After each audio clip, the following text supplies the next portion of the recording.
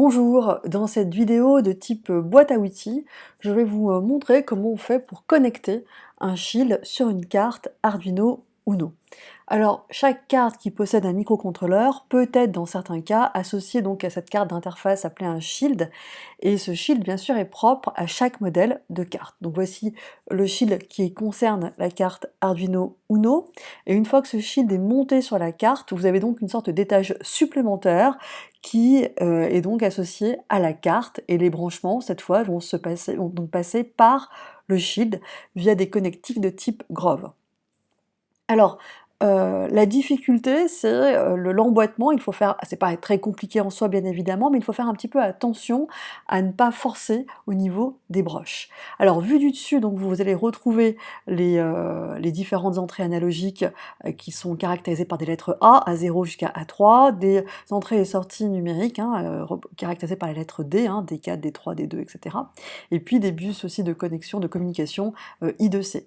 Et puis en bas à gauche, je ne sais pas si vous le devinez, il y a un petit curseur qu'on devine, alors je vais faire un zoom dessus, et ce petit curseur permet de basculer soit sur 5 volts, soit sur 3 volts 3, d'accord?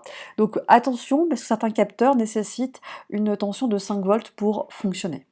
Alors comment on s'y prend? Donc tout simplement, vous l'avez compris en fait, donc chaque carte a son shield qui lui est propre, et il faut, alors souvent on a un petit peu, on est un petit peu anxieuse ou anxieux au moment d'emboîter, alors qu'il n'y a rien de difficile hein, en soi, il faut juste être un petit peu précautionneux et précautionneuse.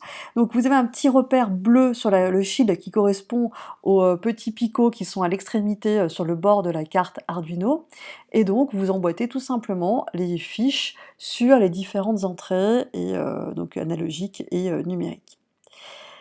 À partir de là, donc on peut brancher sur le cordon donc USB, et donc là ici, hein, comme vous pouvez le voir, il y a le petit curseur qui est actuellement sur 5 volts, et il suffit donc juste de le pousser d'un côté ou de l'autre pour changer donc ici le voltage.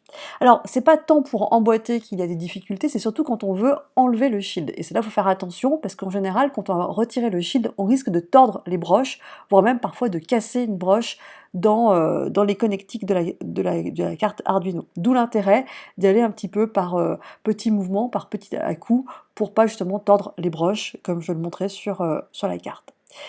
Voilà, donc c'est pas plus compliqué que ça. Évidemment, pour les élèves, c'est un petit peu technique à manipuler. Il est préférable que ce genre de montage et démontage soit fait avant ou après l'usage en classe. Voilà, j'espère que vous en savez un petit peu plus sur le branchement d'un shield sur une carte Arduino Uno, et je vous dis à bientôt.